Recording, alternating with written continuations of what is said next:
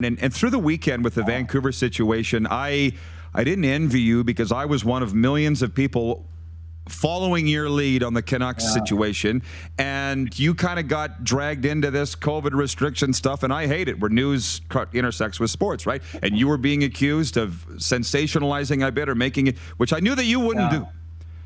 How tough is it to report on that? Yeah, it's difficult, but you know what, Rod?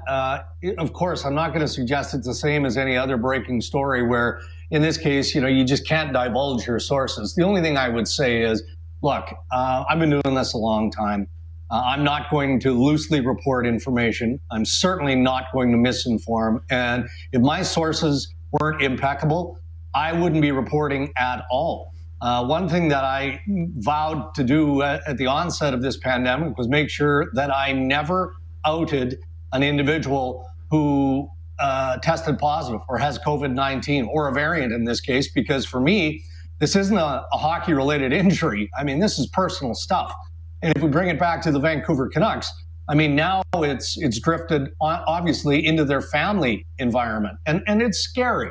The glimmer of hope, of course, is that the players are now coming through it, even though there was another Vancouver Canucks player who tested positive last night. So that brings it to 21, what bothers me, to be frank on this, I don't understand from an NHL standpoint why it matters whether you're on the main roster or you're on the taxi squad.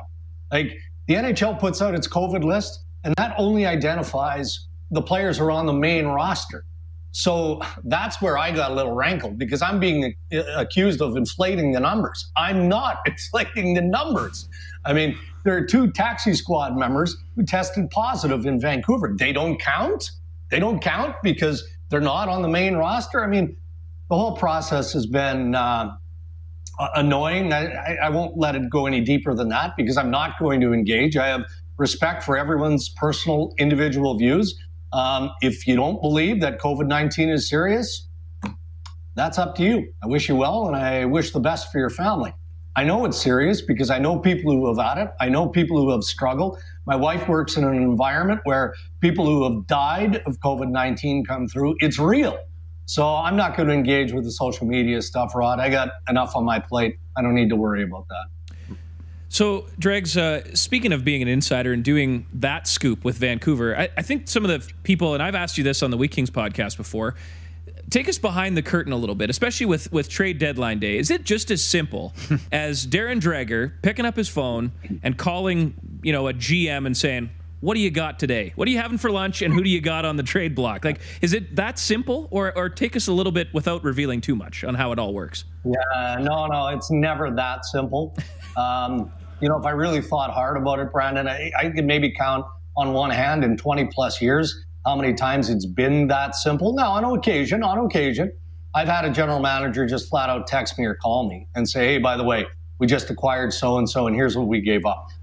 It's almost never that easy. And in fact, you get to a point, and I've jokingly said this almost every year since I started network TV in 1998 and started covering the trade deadline. The 1 month leading up to the deadline, and this year is different because of COVID, but the 1 month leading up to the trade deadline, I spend the next 11 months trying to repair the damage from, because, I mean, you're carpet bombing everybody, right? Like, and there are some general managers that don't want to be pestered as much. Well, that's fine. I appreciate that, but I've got a job to do. And it's not just the GMs. I mean, we've got sources throughout organizations. The agents obviously are involved. And sometimes it can be just simple stuff like teammates, right? Like players not as much, but back in the day, prior to social media, you'd be surprised how many players who would reach out and say, hey, heads up, but I think so-and-so just got traded. And then that, obviously tips you to get on it. And that's kind of how we work. But what's different now in the last number of years is, especially at TSN, I can't speak for how, Elliot and Chris Johnson and those guys go about their business on the other side. But Bob McKenzie, myself, Frank Saravalli, and Pierre LeBrun, we work very, very closely. We don't care who breaks the story as long as we collectively break the story. So you share your sources in that sense, right? And, we've got a small group chat. You quickly send a text out, hey, fellas, here's what I'm hearing. Let's get after it. And then we divide and we conquer that way. So there are a number of different ways, but it's never as easy as you're suggesting. No, and I think, too, by the way, people think that you just willy-nilly throw things out. Not you, but insiders. I do it a bit. Naylor, right? Farhand on the CFL thing.